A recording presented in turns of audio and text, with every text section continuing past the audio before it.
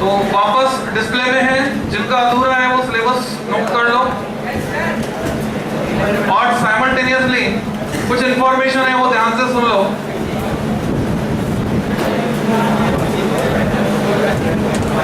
तो जानकारी ये है कि संडे को सुबह 7 से 9, अब परेशानी शायद रूम नहीं मिल पाएगा ये वाला, तो फिजिक्स लैब में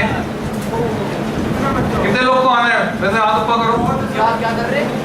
नहीं, वास्तव में जिनको पक्का आना ही है वो हाथ ऊपर करो,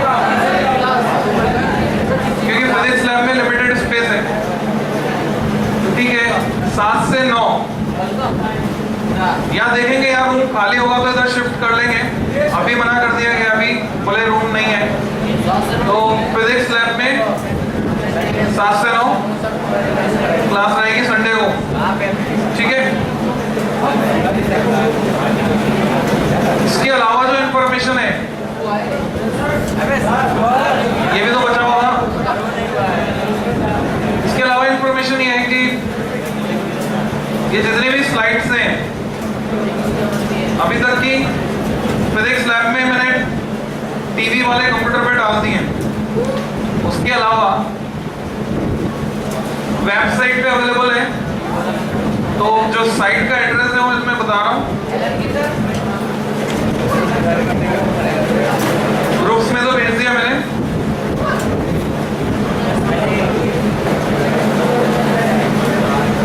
docs.com/ मेरा नाम आएगा, यहाँ बीच में स्लैश आएगा, ये हैश क्या बोलेंगे, हाइफन आएगा, हाइफन नहीं बीच में आएगा, ये नीचे नहीं आएगा, सेंटर में हाइफन, देन सिंबल आएगा नंबर वाला और ये होम। इसमें तो तुम्हें ये मिल जाएंगी सब स्लाइड्स, और जो वीडियो लेक्चर हैं कल तक के अपलोड हो चुके हैं, आज का सुबह तक अपलोड हो जाएगा, वो मिलेगा तुमको youtube.com/C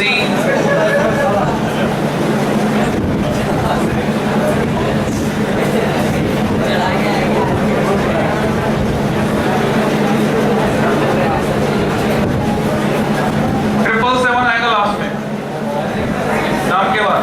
तो ये पूरा चैनल तुम्हें दिखाई देगा। लेक्चर से भी कर सकते हैं। क्या हो गया? लेक्चर को से भी कर सकते हैं। लेक्चर से यहाँ डाउनलोड भी कर सकते हैं। हाँ कर सकते हो ना, डाउनलोड करने की मनाही थोड़ी। YouTube पे जो भी मटेरियल है ये सब उसी पर्पस। आगे जो है ना इंजीनियरिंग में जब तुम जाओगे तो सारी पढ़ाई ऐसे ही होती है। आजकल इंजीनियरिंग कॉलेजेस में जो भी लेक्चर डिलीवर होते हैं सब वो स्लाइड्स बनाकर डिलीवर करते हैं, और एक कॉमन प्लेटफॉर्म होता है, वहां पर स्टूडेंट्स के लिए सारा ये मटेरियल अवेलेबल करा दिया जाता है। तो लैपटॉप की मदद से ये सारी पढ़ाई होती है। तो ये पैटर्न है इंजीनियरिंग कॉलेज का। तो आगे की बात करते हैं। सिलेबस तो लिख चुके,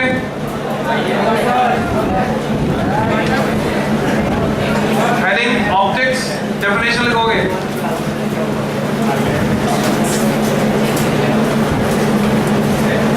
It is that branch of physics which deals with study of nature, production and propagation of light। तो ऑप्टिक्स में हमको लाइट का नेचर भी पढ़ना है, कैसे प्रोड्यूस होती है EMW में ऑलरेडी पढ़ चुके, प्रोपेगेट करती है किस तरह से डिफरेंट मीडिया में, वो पढ़ना है। तो नेचर ऑफ लाइट के बारे में थोड़ी सी बात में हिस्ट्री बता दूं तुमको। अलग अलग साइंटिस्ट ने अलग अलग थ्योरीज दी। जैसे तुमने पढ़ा था AC/DC, उसको लेकर वॉर चल रही थी, साइंटिस्ट में लड़ाई छिड़ गई थी। कुछ लोग बोलते थे AC ज्यादा अच्छी और कुछ लोग बोलते थे DC। सिमिलरली लाइट के नेचर को लेकर भी काफी बहस चली, लंबी बहस चली। सबसे पहले न्यूटन ने अपनी थ्योरी दी थी, उसने माना कि लाइट पार्टिकल नेचर रखती है, उन पार्टिकल्स को उसने बोला कॉर्पस्यूल्स। तो न्यूटन की कॉर्पस्कुलर थ्योरी एग्जिस्टेंस में आई, जिसके बेसिस पर रिफ्लेक्शन को उसने अच्छे से समझा दिया। उसने बोला कि लाइट के पार्टिकल्स जब जाकर किसी मीडियम पर इंसिडेंट होते हैं और मीडियम के पार्टिकल अगर उनके लाइट के पार्टिकल को रिपेल कर देते हैं तो रिफ्लेक्शन हो जाता है, अगर अट्रैक्ट करेंगे तो रिफ्रैक्शन होगा, ऐसा उसने बोला। और उसकी थ्योरी तब फेल हो गई जहां पर रिफ्लेक्शन दोनों साथ हो रहे थे। इमेजिन करो एक गड्ढा है जिसमें पानी भरा हुआ है, तो अब जब उस गड्ढे में हम झांक कर देख रहे हैं तो नीचे पैदा दिखाई दे रहा है, क्योंकि लाइट रिफ्रैक्ट होकर पैदे तक पहुंचकर वहां से रिफ्लेक्ट हो रही है, और हमें अपनी शक्ल भी दिखाई दे रही है क्योंकि वाटर की सरफेस से लाइट रिफ्लेक्ट हो रही है। तो अब यहाँ पर एक्सप्लेनेशन मैच नहीं होता कि वो जो वाटर के पार्टिकल है वो लाइट के पार्टिकल को अट्रैक्ट कर रहे हैं या रिपेल कर रहे हैं। अगर पार्शियली अट्रैक्ट कर रहे हैं, पार्शियल रिपेल कर रहे हैं, तो भी मिसमैच होता है। और एक और प्रॉब्लम यहाँ पर आई, उसने बोला अट्रैक्ट करेंगे तो डेंसर मीडियम में भी जब लाइट जाएगी तो स्पीड बढ़ जानी चाहिए। तो यहाँ तो क्या होता है, डेंसर मीडियम में लाइट जाती है तो स्पीड कम हो जाती है। तो इसकी वजह से न्यूटन की कॉर्पस्कुलर थ्योरी सिर्फ रिफ्लेक्शन को समझा पाई, बाकी में फेल हो। फिर कुछ फिनोमेना डिटेक्ट हुए, इंटरफेरेंस, डिफ्रैक्शन, पोलराइजेशन। इनको पार्टिकल नेचर के बेसिस पे नहीं समझाया जा सका। इनको समझाने के लिए हाइगन ने अपनी वेव थ्योरी दी। उसने बोला लाइट वेव की फॉर्म में ट्रेवल करती। जब तक हाइगन ने अपनी थ्योरी दी थी तब तक मैक्सवेल ने इलेक्ट्रोमैग्नेटिक वेव का कंसेप्ट नहीं दिया था, ये वेव डिटेक्ट नहीं हुई थी। तो उस समय तक सिर्फ मैकेनिकली इलास्टिक वेव्स होती थी जिनको चलने के लिए मीडियम चाहिए होता था। तो हाइगन को उस समय इमेजिन करना पड़ा, एक कल्पना करनी पड़ेगी पूरे ब्रह्मांड में, पूरे यूनिवर्स में एक मीडियम है जिसका नाम है ईथर। तो ऐसा मीडियम उसने अज्यूम किया। फिर बाद में माइकलसन और मॉडले ने जो एक्सपेरिमेंट किया, माइकलसन मॉडले एक्सपेरिमेंट के नाम से फेमस है, माइकलसन ने इंटरफेरोमीटर बनाया था। तो उस एक्सपेरिमेंट से प्रूव हुआ कि ऐसा कोई मीडियम एग्जिस्ट नहीं करता। तो उसके बाद मैक्सवेल की थ्योरी आ गई, इलेक्ट्रोमैग्नेटिक वेव उसने बताया। फिर एक नया फिनोमेना डिटेक्ट हुआ, फोटो इलेक्ट्रिक इफेक्ट। कि लाइट डालो, जैसे हर्ट्ज ने जो एक्सपेरिमेंट किया था, हर्ट्ज के एक्सपेरिमेंट में जो डिटेक्टर था उसमें लाइट डालो, अल्ट्रावायलेट लाइट, तो डिटेक्टर में स्पार्किंग बढ़ जाती थी।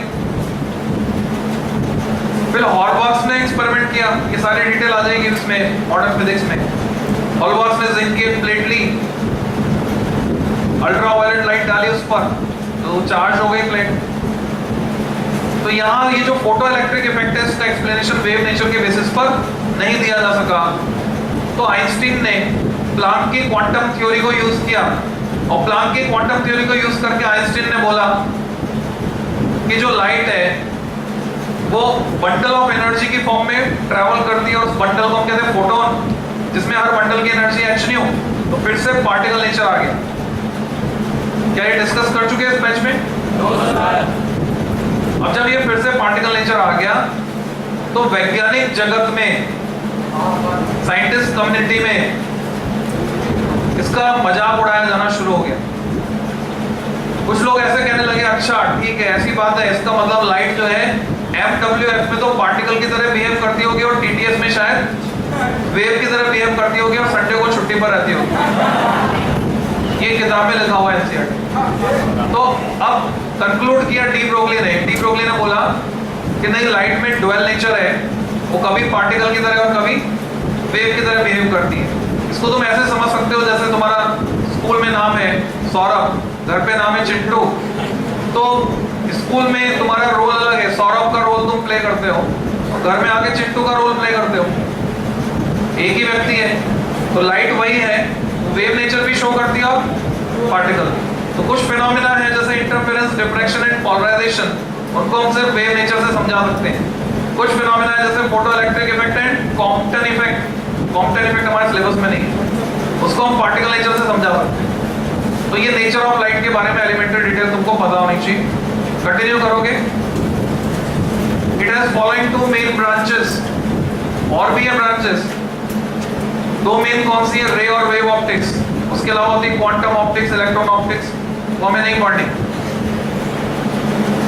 2 टाइप्स की यानी 2 ब्रांचेस हैं। पहली ब्रांच है रे और geometrical optics.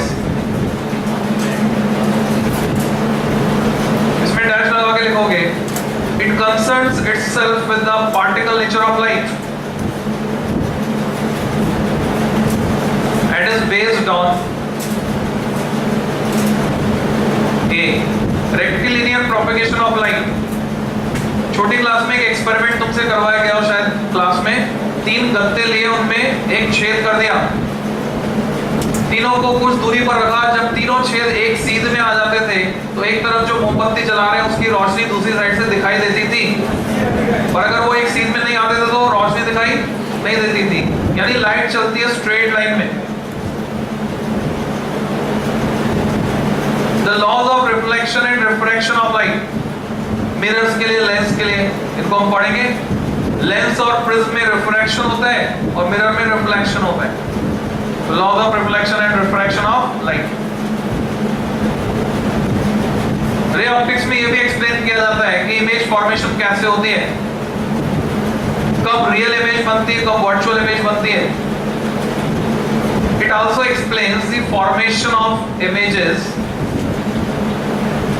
It also explains the formation of images in mirrors and by lenses and prisms. In mirrors and by lenses and prisms. फिर हम ऑप्टिकल इंस्ट्रूमेंट्स भी इसी में पढ़ेंगे। Designing and working of optical instrument, principle, construction, working इस format में पढ़ सकते हैं, टेलीस्कोप और microscope, designing and working of optical instruments, और उनके लिए हम मैग्नीफाइंग पावर डिफाइन करेंगे। तो ये कहानी हुई रे ऑप्टिक्स की। वेव ऑप्टिक्स की अगर बात करें, इतनी स्पीड तो होनी चाहिए तुम्हारी, नहीं है तो कोई बात नहीं, इट डजंट मैटर, छूट गया छोड़ दो, परेशान मत हो। वेव ऑप्टिक्स WO और PO भी बोल सकते हैं फिजिकल ऑप्टिक्स, जैसे रे ऑप्टिक्स को बोलते हैं RO या फिर GO। GO नहीं, ज्योमेट्रिकल ऑप्टिक्स। तो इट कंसर्न्स इटसेल्फ, तुम्हें अपने अंदर ये क्वालिटी डेवलप करनी है, अगर कुछ छूट जाता है तो फ्रस्ट्रेट नहीं होना है, तो उसकी प्रैक्टिस मैं अच्छे से करवा दूंगा फिजिक्स की क्लास में। It concerns itself with wave nature of light and explain the phenomena like, familiar हो तुम इंटरफेरेंस से, साउंड के लिए पढ़ लिया 11th में, लाइट के लिए पढ़ोगे 12th में। इंटरफेरेंस, डिफ्रैक्शन कल बताया था, रास्ते में अगर गाय आ गई तो मुड़कर निकलना होगा, डिफ्रैक्शन एंड पोलराइजेशन। पोलराइजेशन में इंट्रोडक्शन ऑफ वन साइडनेस, एक तरफ अपन आ जाता है, फिर सिमेट्री है, ऐसे याद हो जाएगा। इंटरफेरेंस, डिफ्रैक्शन, पोलराइजेशन, ये 3 ही फिनोमेना है जो वेव ऑप्टिक्स में तुमको पढ़ने हैं। इसके अलावा हाइगन की वेव थ्योरी पढ़नी पूरी।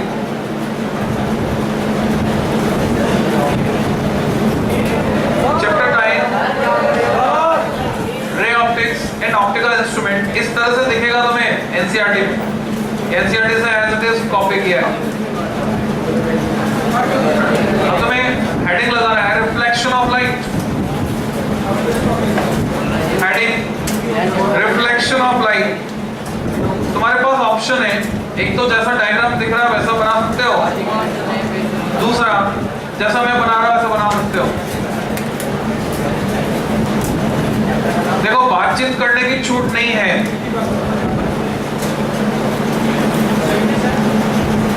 और तुम्हें यह भी पता है कि रिकॉर्डिंग हो रही है, तो बातचीत अगर करोगे तो रिकॉर्डिंग खराब हो जाएगी, इंप्रेशन भी गलत जाएगा। तो सिंसियरली ध्यान से पढ़ाई कर लो। XY कोई रिफ्लेक्टिंग सरफेस है जिस पर कोई रे इंसिडेंट है, जैसा कि तुम देख रहे हो, यहाँ दिख रहा है भाई, ये इंसिडेंट है बना। अब रिफ्लेक्ट होकर रे इधर चली गई, कॉपी में नहीं दिख रहा है सर। कॉपी में भी दिखेगा, कोशिश करोगे तो। नॉर्मल इंसिडेंट रे, नॉर्मल से जो एंगल बनाती है उसको बोलते हैं एंगल ऑफ इंसिडेंस, आई से दिखा सकते हैं। रिफ्लेक्टेड रे जो बनाएगी उसको बोलेंगे एंगल ऑफ रिफ्लेक्शन, आर से दिखा सकते हैं। तुमने लॉस पढ़े, आई इक्वल टू आर होता है। तो एक डायग्राम बनाना है तुमको, तुम्हारी मर्जी है, ये वाला बनाओ स्क्रीन वाला या बोर्ड वाला। तुम्हें लॉज ऑफ रिफ्लेक्शन लिखने हैं, सब हेडिंग लॉज ऑफ रिफ्लेक्शन, जिनसे ऑलरेडी फैमिलियर हो तुम।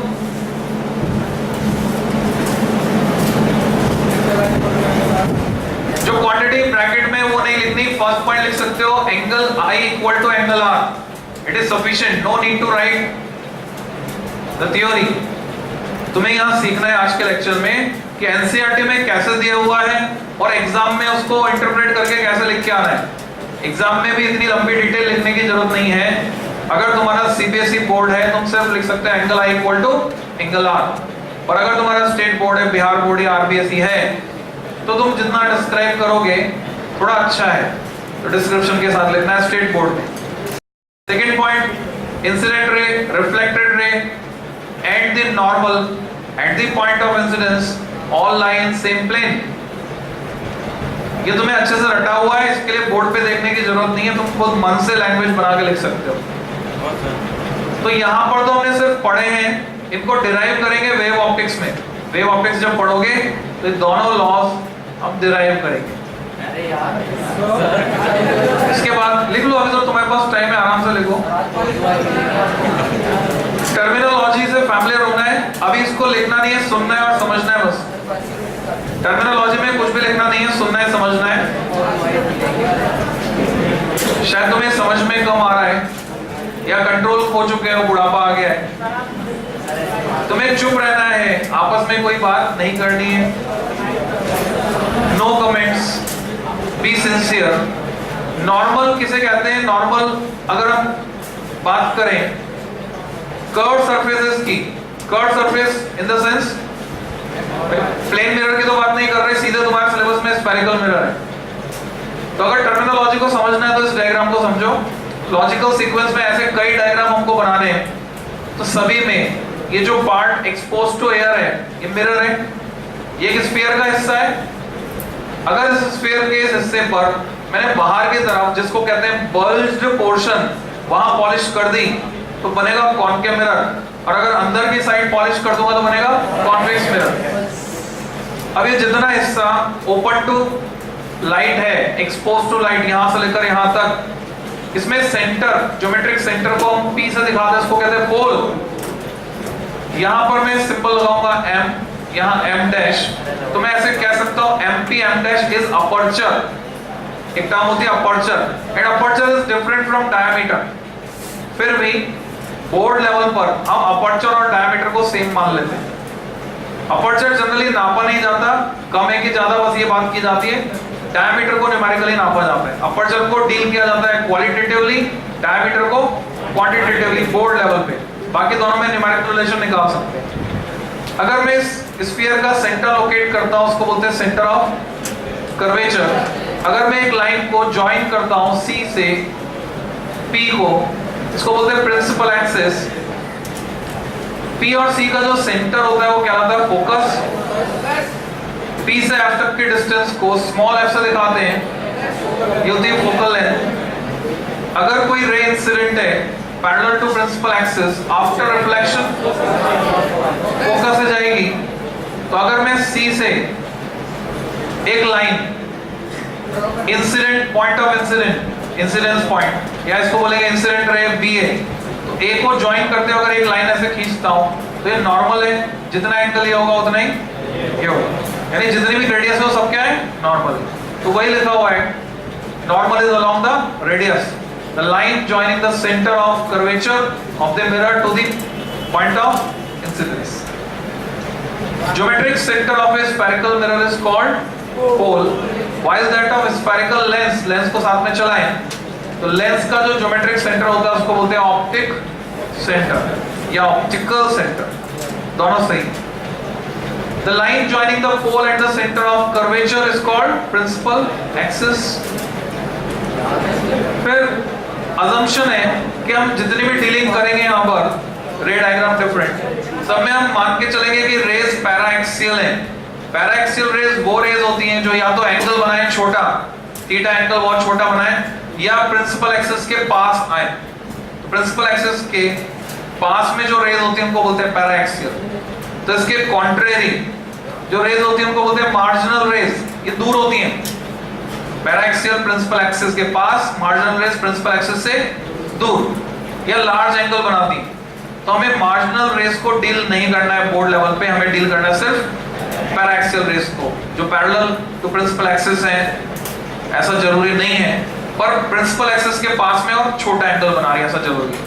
फोकल प्लेन इस डायग्राम से तुम समझ सकते हो, फोकस से जाने वाला जो वर्टिकल प्लेन होता है उसको कहते हैं फोकल प्लेन।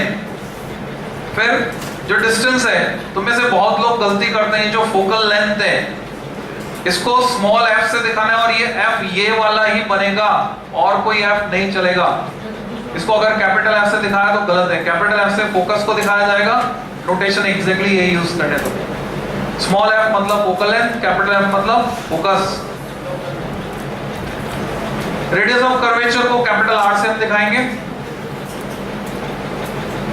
रियल इमेज और वर्चुअल इमेज का जो फर्क होता है, if rays emanating from a point actually meet at another point after reflection or refraction, then that point is called the image of the first point. Image real कहलाएगी अगर raise actually converge होकर उस point पर मिल रही, और नहीं तो image virtual होगी अगर वास्तव में रेज मिल नहीं रही है, लग रहा है कि वहां से आ रही होंगी, appear to diverge from that point. Sign convention 2 number में तुमसे पूछी जाती है, हेडिंग लगाओगे कार्टेशियन साइन कन्वेंशन। कार्टेशियन शब्द है CARTESIAN, कार्टेशियन वर्ड कहां से आया है? वो जो कोऑर्डिनेट एक्सिस होते हैं एक्स वाई उनको बोलते हैं। तो डायग्राम बनाना है तुमको, तुमसे कार्टेशियन साइन कन्वेंशन पूछी जाती है 2 नंबर में। मिरर के लिए भी सेम है, लेंस के लिए भी सेम है। अंतर सिर्फ इतना है कि अगर लेंस होगा तो यहां पर मैं लेंस बनाकर लेंस का जो ऑप्टिक सेंटर होगा उसको ओरिजिन मान लूंगा। अभी मिरर के पोल को हमने ओरिजिन माना है। बना लो diagram.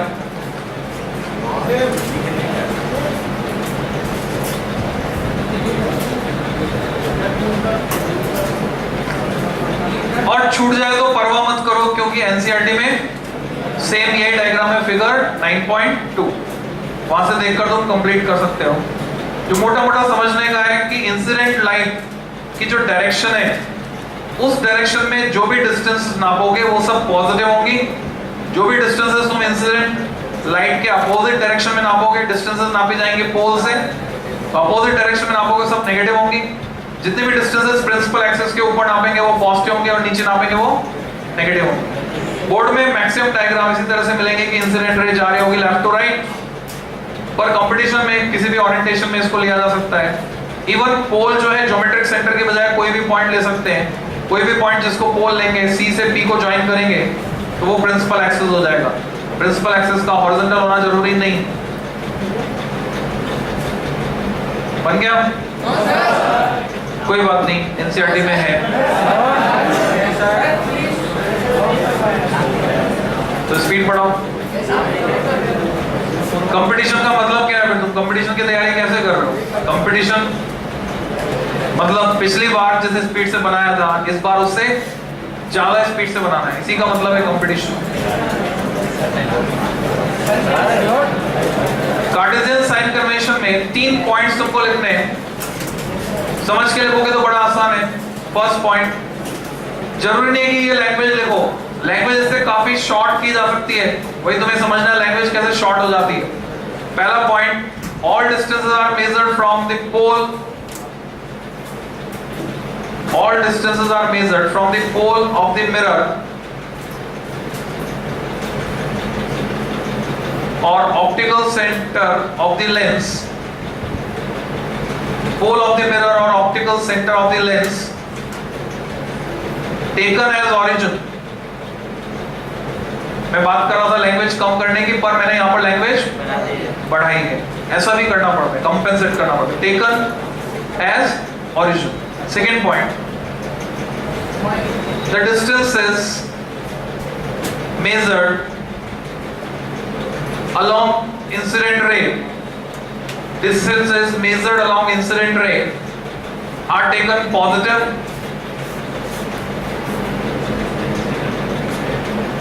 and those in opposite direction are taken negative, and those in opposite direction are taken negative. Third point, the heights measured upward लिखने की बजाय हम लिखेंगे above the principal axis. Height measured above the principal axis are positive,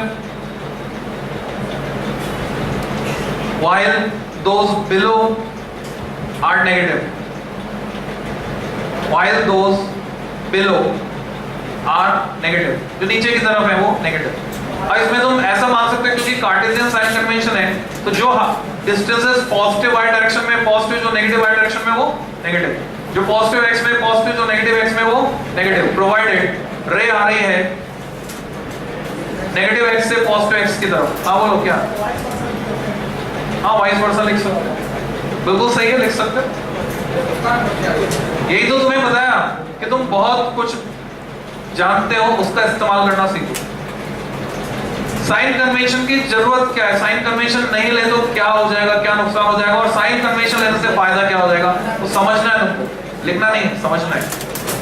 तो ऐसे समझो, अगर हम साइन कन्वेंशन फॉलो करते हैं with A common accepted convention, it turns out that a single formula for spherical mirrors and a single formula for spherical lenses can handle all different cases. कौन कौन से केसेस की बात कर रहे हो समझो। ये कॉनकेव मिरर है, ऑब्जेक्ट को मैं यहां पोल से लेकर इंफिनिटी के बीच कहीं भी रख सकता हूं और अकॉर्डिंगली इमेज बनेगी। जैसा बिहेव करता है कॉनकेव मिरर वैसा बिहेव करता है कॉन्वेक्स लेंस। दोनों का बिहेवियर से, कॉन्वेक्स लेंस से तुम लोग फैमिलियर हो, तुमने बचपन में कागज कार्बन जलाया होगा, मैग्नीफाई करके देखा होगा, मैग्नीफायर उसी को कहते हैं कॉन्वेक्स लेंस। जब हम उससे देखते हैं छोटे अक्षर कुछ दूरी तक तो बड़े होते हुए दिखते हैं, उसके बाद धुंधले हो जाते हैं एक पर्टिकुलर पॉइंट पर, और उससे ज्यादा दूरी कर दो तो उल्टे दिखते हैं, इन्वर्टेड इमेज बनती है। सिमिलरली कॉनकेव मिरर में भी पोल पर हो तो इमेज भी पोल पर। ये तुम एक्सपीरियंस करोगे किस पे? ऑप्टिकल बेंच पे। 7 प्रैक्टिकल करीब है इस चैप्टर में, ऑप्टिकल बेंच पे 4 प्रैक्टिकल है। वहां जाकर तुम डायरेक्टली देख सकते हो कि निडल को रखा बिल्कुल सटा कर दो, इमेज भी वही बन रही है, सीधी बन रही है। जब तक मैं फोकस की तरफ जाऊंगा इमेज मैग्नीफाई होगी, पीछे जाएगी।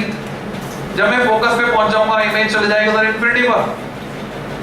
फोकस से जैसे मैं 2f की तरफ जाऊंगा, f से 2f सेंटर ऑफ कर्वेचर की तरफ जाऊंगा, तो ये इमेज जो उधर इंफिनिटी पर थी वो उस इंफिनिटी पर आकर वहां से मूव करना शुरू करेगी 2f की तरफ। जब मैं 2f पर पहुंच जाऊंगा, ऑब्जेक्ट 2f पर पहुंच जाएगा तो इमेज भी आ जाएगी 2f पर, इन्वर्टेड वहीं पर। और अगर ऑब्जेक्ट 2f से दूर जाएगा तो इमेज f की तरफ मूव करेगी। जब ऑब्जेक्ट उधर इंफिनिटी पर पहुंच जाएगा तो इमेज f पर आ जाएगी। क्लियर? तो ऐसे इमेज मूव करती है। तो कितने केसेस बने?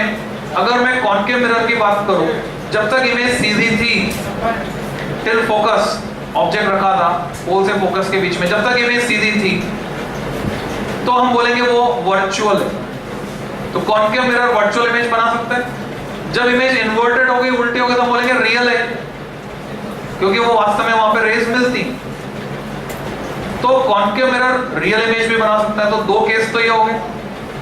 फिर अगर कॉन्वेक्स मिरर मैंने ले लिया, तो कॉन्वेक्स मिरर जो है अगर ऑब्जेक्ट रियल है तो हमेशा वर्चुअल इमेज बनाता है, सीधी इमेज बनाता है। कॉन्वेक्स मिरर पता है तुम्हें, रियर व्यू मिरर गाड़ियों में जो लगा हुआ है, पास से शक्ल देखो, दूर से देखो, पीछे आने वाले व्हीकल देखो, सब सीधे ही दिखते हैं, कोई उल्टा नहीं दिखता। तो वो वर्चुअल इमेज बना रहा है। तो जवाब, सवाल ये पूछा जाता है क्या रियल इमेज नहीं बना सकता?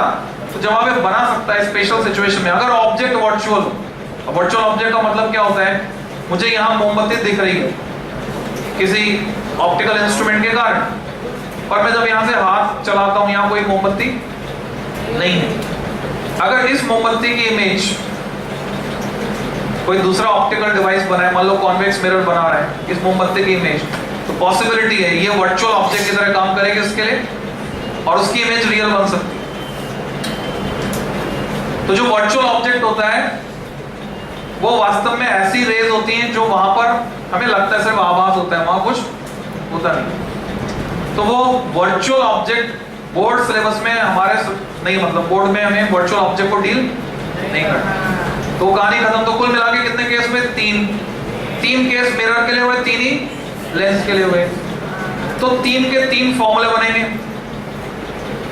पर हम जानते हैं कॉमन एक फॉर्मूला यूज करते हैं, mirror formula 1/f = 1/v + 1/u, lens formula 1/f = 1/v - 1/u। वो पॉसिबल हो पाया because of sign convention. Sign convention लगाकर तीनों फॉर्मूले सिमिलर आ जाते हैं। अब साइन कन्वेंशन जब लगाया तो इसका इफेक्ट खत्म भी होना चाहिए। 3 डिफरेंट सिचुएशन है।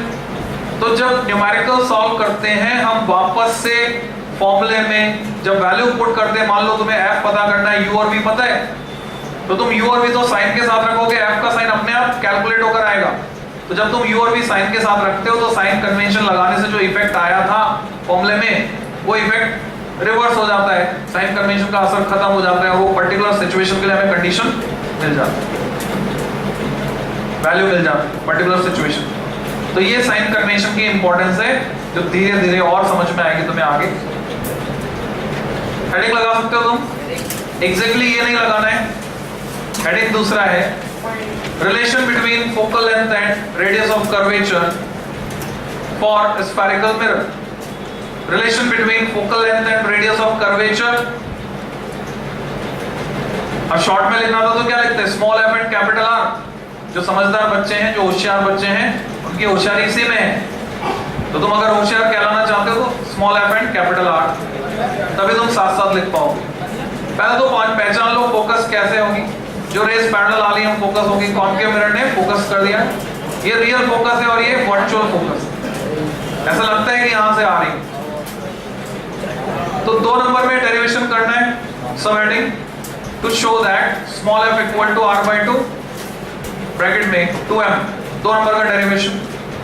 इसके लिए डायग्राम बनाओगे 2 नंबर के डेरिवेशन के लिए, जैसा दिख रहा है वैसा बना लो।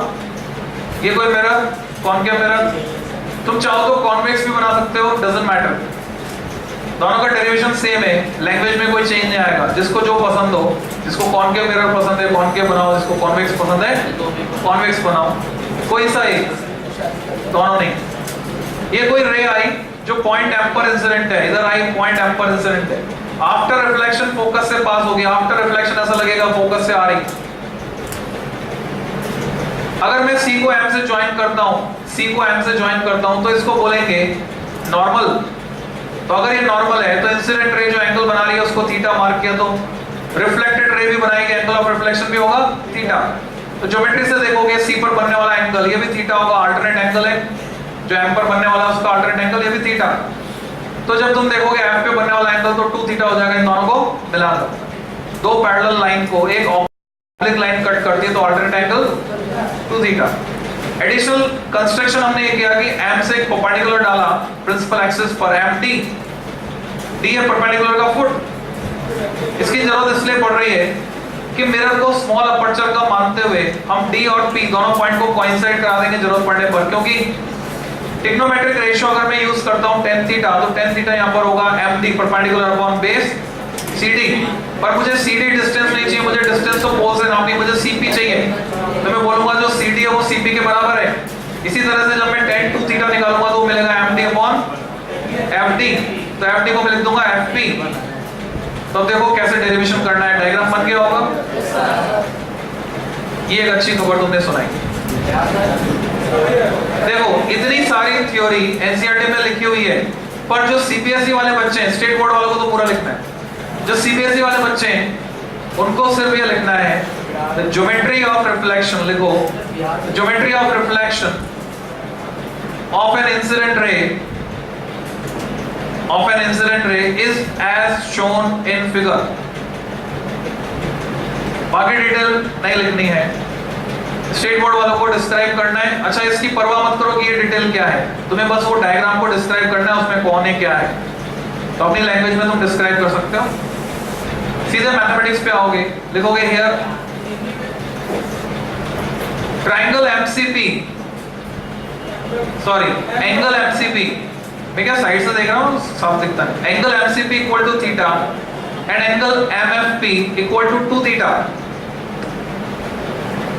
डायग्राम से देख सकते हो तुम tan थीटा है md upon cd and 2 theta md upon fd लिख दो, उसको इक्वेशन 1 लगा दो। यानी दोनों को कंबाइन करके इक्वेशन 1 दे दिया हमने। tan थीटा भी मिल गया, tan 2 थीटा भी मिल गया। फिर असम्पशन लगाया, अगर एंगल छोटा होता है तो हम जानते हैं sin थीटा, tan थीटा और थीटा तीनों बराबर हो जाते हैं। तुम इसको वेरीफाई कर सकते हो, अगर अभी तक तुमने वेरीफाई करके नहीं देखा है तो वेरीफाई कैसे करोगे? Table low, trigonometric table, tan of 10 degree निकालो, फिर sin ऑफ 10 डिग्री निकालो, फिर 10 डिग्री को रेडियन में कन्वर्ट करो, तुम देखोगे तीनों वैल्यूज सेम आ जाएंगी। तो लिखोगे for small theta considering paraxial rays ली हमने, tan theta equivalent theta and tan 2 theta equivalent to theta, so equation 1 becomes, तुम अपनी लैंग्वेज में कुछ और भी लिख सकते हो जिसका अर्थ, जिसका मीनिंग यही निकलता हो। so md upon fd equal to twice of md upon cd, हमने क्या किया, थीटा की जगह md upon cd लिख दिया, md upon fd को पहले लिख दिया equal to twice of md upon cd। Next step में md कैंसिल हो गया, हमें मिलता है md equal to cd by 2। फिर से लैंग्वेज आएगी, ड्यू टू स्मॉल अपर्चर, या तो तुम ये वाला लैंग्वेज लिखो, नहीं तो तुम लिख सकते हो due to small aperture d coincides with p, ये लैंग्वेज शॉर्ट है। Due to small aperture d coincides with p, तो d p के बराबर हो गया। सो fd equal to small f and cd equal to capital R, fd equal to small f and cd equal to capital R, thus f equal to r by 2। और अब एक जो सबसे जरूरी बात है, ये f equal to r by 2 लिखने के बाद ये किसमें बंद करना है? ब्लॉक में, बॉक्स में। ये फाइनल रिजल्ट, तो डेरिवेशन हो गया 2 नंबर का। पर्टिकुलर इस डेरिवेशन में जब तुम इसको कंपटीशन में करोगे, cos थीटा का फैक्टर और आएगा, ये असम्पशन अगर हम नहीं लगाएंगे तो cos थीटा और आता है एडिशनल। फिर क्या करते हैं, एंगल स्मॉल है तो cos थीटा को बंद कर देते, तो ये आ जाएगा। तो तुम चाहो तो जैसे तुम्हें मेन क्लास में सिखाया जाएगा डेरिवेशन, बोर्ड एग्जाम में वैसे कर सकते हो। cos थीटा अगर लेकर आते हो तो cos थीटा को 1 करके लिख दोगे final expression, f equal to r by 2। अगला derivation, heading the mirror equation. Mirror formula भी लिख सकते हो, मिरर इक्वेशन भी लिख सकते हो। 3 नंबर में डेरिवेशन आता है, इसको वैसे करना है एग्जैक्टली, इसमें छूट नहीं है। मेन क्लास में जैसे करवाया है वैसे नहीं करना है, जैसे मैं करवा रहा हूं बोर्ड क्लास में वैसे करना, कंपटीशन वाली क्लास जैसे नहीं करना। तो इसमें सिमिलर ट्रायंगल वाला मेथड ही यूज करना है। तो सिमिलर ट्रायंगल वाला कौन सा मेथड होता है वो तुम समझोगे। 3 डिफरेंट केस हैं पॉसिबल, जो अभी मैं डिस्कस कर रहा था। कॉनकेव मिरर रियल इमेज बना सकता है, कॉनकेव मिरर वर्चुअल इमेज बना सकता है, या फिर कॉन्वेक्स मिरर वर्चुअल इमेज। तीनों के डायग्राम, रे डायग्राम तुम ड्रॉ करके देख सकते हो, एनसीईआरटी में भी दिया हुआ है। तो एक रे डायग्राम तो ये है, ये नहीं बनाना है तुमको, क्योंकि मैं टर्मिनोलॉजी डिफरेंट यूज करने वाला हूं। सिमेट्री में लास्ट तक सेम टर्म्स हम यूज करेंगे जिनको याद रखना आसान। तो एनसीईआरटी से यहाँ टर्मिनोलॉजी में डेविएट होंगे, मेथड सेम रहेगा। तो बताओ इन तीनों में से कौन सा केस है? पहली बात तो कॉनकेव मिरर इमेज कैसी है? रियल।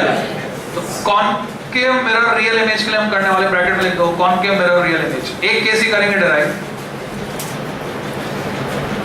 ब्रैकेट में कॉनकेव मिरर रियल इमेज। फिर लिखोगे थ्योरी में एक line, it is relation between object distance u, image distance v and focal length f। Mirror formula क्या होता है? It is relation between object distance small u, image distance small v and focal length small f। तो हमें एक ऐसा relation चाहिए जो u, v और f को लिंक करता हो। तो इस रिलेशन को डिराइव करने का प्रोसेस समझो। सबसे पहले तुम बनाओगे concave mirror, step by step process, logical sequence में, जैसे मैं बोर्ड पे ड्रॉ कर रहा हूं। ये कॉनकेव मिरर, जिसका अपर्चर किससे दिखाएंगे? m, पोल है p, तो अपर्चर हो गया mp m डैश। अगर ये स्फीयर पूरा होता तो डॉटेड लाइन से कंप्लीट करोगे। सेंटर ऑफ कर्वेचर लोकेट करोगे, प्रिंसिपल एक्सिस खींचोगे P को C से ज्वाइन करते हुए, ऑब्जेक्ट को रखेंगे बियॉन्ड सेंटर ऑफ कर्वेचर यानी 2F के बाद। ऑब्जेक्ट का नाम रहेगा OB, ऑब्जेक्ट की स्पेलिंग से ले लिया शुरू के 2 लेटर OB। रे डायग्राम बनाने का लॉजिक होता है, एक रे जो पैरेलल टू प्रिंसिपल एक्सिस जाएगी, आफ्टर रिफ्लेक्शन वो फोकस पहले मैं यहां मार्क कर देता हूं, C और P के बीच का जो सेंटर होगा पॉइंट, सेंटर पॉइंट में होगा फोकस है, तो आफ्टर रिफ्लेक्शन ये फोकस से पास होगी। इसमें एक एरो लगाकर दिखाओगे। अगर तुमने बोर्ड में रे डायग्राम बनाया और रे में एरो नहीं बनाया, रे डायग्राम काट दिया जाएगा, इनवैलिड। तो ये मैंडेटरी है रे डायग्राम में एरो बनाना और डीसी सर्किट में करंट की डायरेक्शन दिखाना। डीसी सर्किट में नहीं दिखाना। दूसरी रे मैं भेजूंगा सेंटर ऑफ कर्वेचर से जाएगी, टकराएगी, हाँ रिबाउंड होगी सेम पाथ से। डिस्टिंग्विश करने के लिए इसमें मैं 2 एरो बना के दिखाऊंगा, डबल एरो, जिससे पहली तरह से इसको अंतर किया जाके समझ सके कि कौन सी। तो जब ये वापस लौट के आ रही है उस दौरान, और यहाँ से जो रिफ्लेक्ट होकर आ रही है पॉइंट A से, इंसिडेंट रेज BA, इन दोनों रे का जो पॉइंट ऑफ इंटरसेक्शन है, यहाँ जब ये मिलती है तो इमेज फॉर्म होती है। ये वास्तव में मिल रही है तो इमेज है रियल इमेज, और उस इमेज का नाम रखेंगे IM। इमेज के शुरू के 2 अक्षर उठा लिए IM। जो डेरिवेशन हम करना चाहते हैं और आगे भी और जो डेरिवेशन करेंगे सिमेट्रिकल, जैसे लेंस फॉर्मूला निकालेंगे, तो इसमें हमको एक तो ऑब्जेक्ट ट्रायंगल चाहिए होता है, एक इमेज ट्रायंगल चाहिए होता है। ऑब्जेक्ट ट्रायंगल उसको कहते हैं जो पोल पर ऑब्जेक्ट बनाता है। तो पोल पर ऑब्जेक्ट कौन सा ट्रायंगल बनाएगा? अगर मैं B से P को ज्वाइन कर दूं तो ऑब्जेक्ट ट्रायंगल बनेगा OPB, और इमेज ट्रायंगल बनेगा IMP, जो इमेज बनाएगी। मतलब मुझे एक रे और चाहिए यहाँ पर, तो मैं तीसरी रे लेता हूं जिसमें 3 एरो लगाकर दिखाऊंगा। B से रे जा रही है पोल पर, इसमें 3 एरो सक्सेशन में डिस्टिंग्विश करने के लिए। हमें पता है आफ्टर रिफ्लेक्शन M से पास हो। मुझे ऐसा लग रहा है कुछ बच्चे और कॉन्फिडेंट हैं, साथ में ड्रॉ नहीं कर रहे हैं इसको। और कॉन्फिडेंस डुबो देता है, फिर ऐसे मैसेज बन के आते हैं, सर मैंने बहुत मेहनत की थी, फिर भी अभी मेरा नीट में सिलेक्शन नहीं हो रहा है, अब बताइए मैं क्या करूं? मैं बनना तो डॉक्टर ही चाहता हूं। मैंने कहा होम्योपैथी का बन जा, आयुर्वेद का बन जा। तो बोलता नहीं सर मेरे को तो कार्डियोलॉजिस्ट बनना है। तो अब जब समय है तब तुमने सिंसियरिटी दिखाओ, समय रहते सिंसियरिटी दिखाओ, काम आएगी। ये रे डायग्राम पूरा बन गया, इसमें नेमिंग करेंगे। डिस्टेंसेस जो हमें पता करनी है, फोकस से लेकर पोल तक की डिस्टेंस स्मॉल f, इमेज की डिस्टेंस छोटा v, जैसा तुम्हें बोर्ड पे दिख रहा है सिंबल, एग्जैक्टली वैसे बनाना है। ऑब्जेक्ट की डिस्टेंस छोटा u,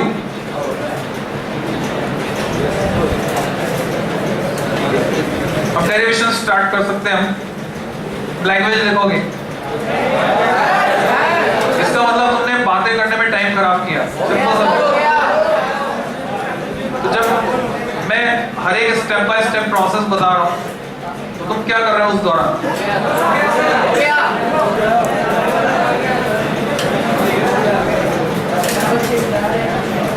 in the figure shown ये सिंबल बनाओगे राइट एंगल ट्राइंगल का। मैं ऑब्जेक्ट ट्राइंगल इमेज ट्राइंगल लूंगा, तो ऑब्जेक्ट ट्राइंगल है OPP, इसमें ये एंगल 90 डिग्री है, ये एंगल है एंगल ऑफ इंसिडेंस I, तो इमेज ट्राइंगल में ये एंगल है एंगल ऑफ रिफ्लेक्शन R, और I और R बराबर होंगे, और ये एंगल 90 डिग्री। दो एंगल जब सेम हो गए ट्राइंगल में तो तीसरा एंगल अपने आप सेम हो गया, तो मैं लिख सकता हूं सिमिलर का symbol triangle, image triangle IM P। जब दो ट्रायंगल सिमिलर हैं तो इसमें हम साइड्स का रेशियो इक्वल कर सकते हैं। तो उसमें हमें इमेज को ऊपर रखना है, ऑब्जेक्ट को नीचे, जिससे मैग्निफिकेशन डिफाइन करने में आसानी रहेगी। IM upon OB equal to corresponding sides IP upon OP, equation 1।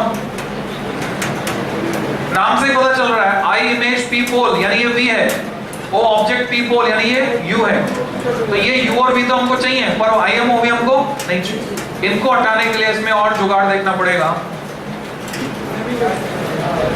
IM तो हट जाएगा, एक ट्रायंगल दिख रहा है मुझे IMF, और उसका सिमिलर ट्रायंगल इसके सामने बन सकता है। अगर मैं A से एक परपेंडिकुलर ड्रॉप करूं, तो मैं A से एक परपेंडिकुलर ड्रॉप करता हूं, परपेंडिकुलर के फुट को मैं L से दिखाऊंगा।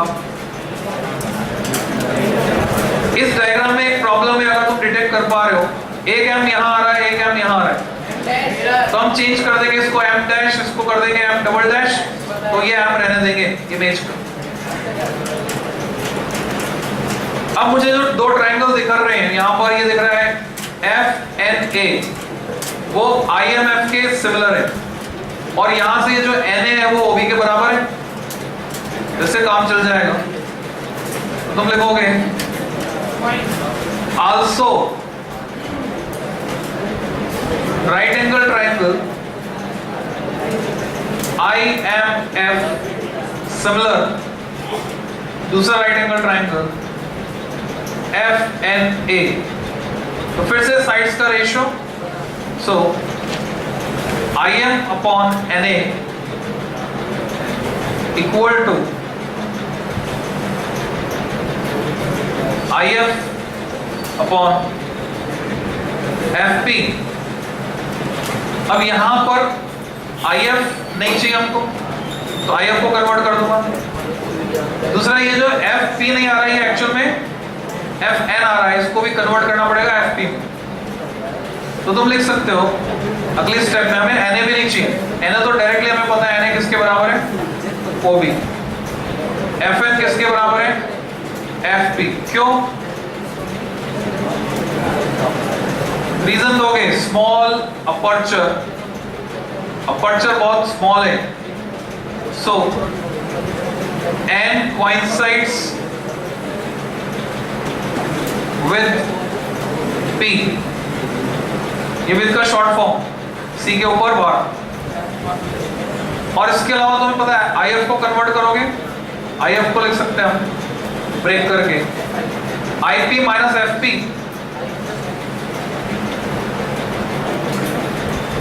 तो ये एक्सप्रेशन हो गया IM upon OB equal to IP minus FP upon FP, equation 2। Equation 1 और इक्वेशन 2 दोनों एक ही फैक्ट को रिप्रेजेंट कर रही हैं, और वो फैक्ट है OB IM upon OB। Eliminate कर देंगे। नाउ फ्रॉम इक्वेशन 1 and 2 मैं लिख सकता हूं IP upon OP equal to IP minus FP upon FP। जैसा तुम्हें शुरू में बताया कि साइन कन्वेंशन लगाने से सिमेट्री आ जाती है, तो साइन कन्वेंशन आप लगाएंगे, अभी तक नहीं लगाया, but according to sign convention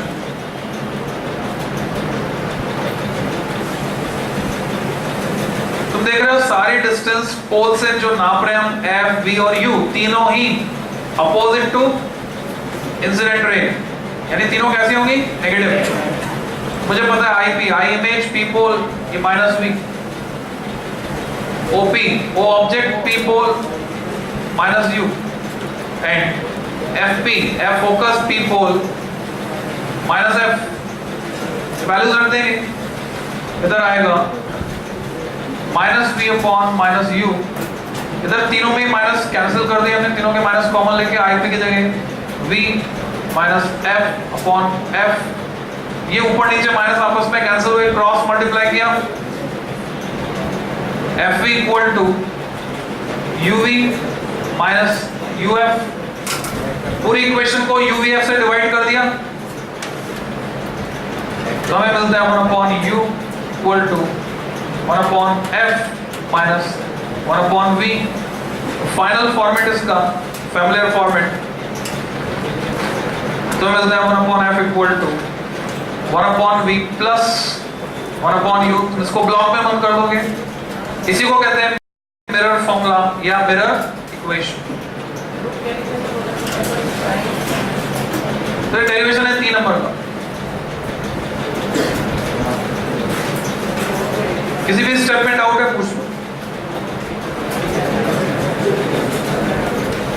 पूरा डाउट है उसका कुछ नहीं कर सकते, वो इनवैलिड हो गया, गलत क्लास में आ गए, साइंस के स्टूडेंट हुई।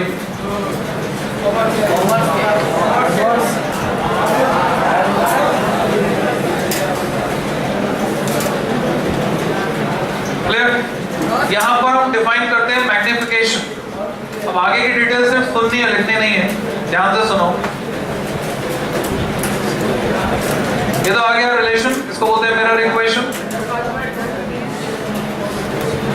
मैग्निफिकेशन फॉर्मूला जो डिराइव करेंगे हम बाद में, तो मैग्निफिकेशन फॉर्मूला m होता है height of image upon height of object.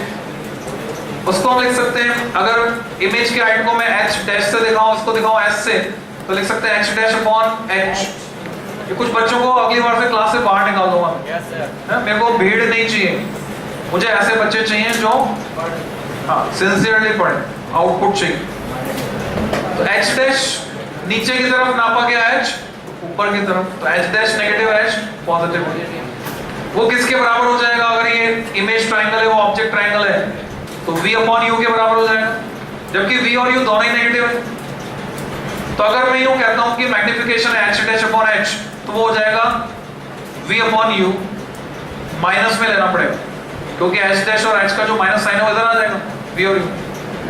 तो मिरर फॉर्मूला, मिरर के लिए जो लीनियर मैग्निफिकेशन होता है, it is defined as the ratio of height of image ये माइनस v अपॉन u निकल के आता है, जबकि लेंस के लिए आता है प्लस v अपॉन u। तो याद रखने के लिए हम एक सेंटेंस बना लेते हैं, माई मदर नेगेटिव, यानी माई का जो m है मिरर के लिए, m का m, मदर का जो m है वो है मैग्निफिकेशन के लिए, या उसको मैग्निफिकेशन, इसको मिरर मान लो। तो magnification formula for mirror have a negative sign, क्योंकि दोनों में सिमेट्री आ जाती है। अब इससे तुम याद रख सकते हो इस इक्वेशन को, इसमें भी कई बार बच्चे कंफ्यूज हो जाते हैं, इसमें माइनस आएगा कि नहीं आएगा।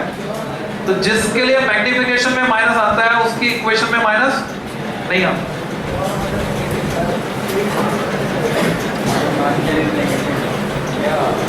एग्जाम्पल आ जाते हैं, सॉल्व एग्जाम्पल एनसीईआरटी के 9.1। Suppose that lower half of the concave mirror's reflecting surface is covered with an opaque, non-reflective material. इसको आधा काला पोत दिया मैंने, black। तो तुमसे पूछ रहे हैं, बताओ what effect will this have on the image of an object placed in front of the mirror? तो ना तो इमेज की पोजीशन चेंज होगी, इमेज वही बनेगी, इमेज उसी साइज की होगी, सिर्फ चेंज किस में आएगा? इंटेंसिटी में, क्योंकि जितनी रेस कंट्रीब्यूट कर रही थी इमेज को फॉर्म करने में, अब उतनी रेस कंट्रीब्यूट नहीं करेगी।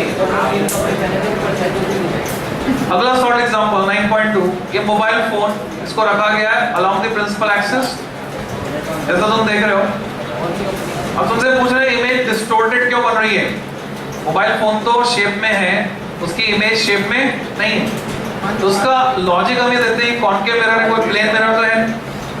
तो जैसे जैसे तुम ये ऑप्टिक्स से ये वो है सेंटर ऑफ कर्वेचर 2f है ना, तो 2f से जैसे जैसे आगे जाओगे f की तरफ, मैग्निफिकेशन बढ़ेगा, मैग्निफिकेशन बढ़ने की वजह से इसकी इमेज बन रही है डिस्टॉर्टेड।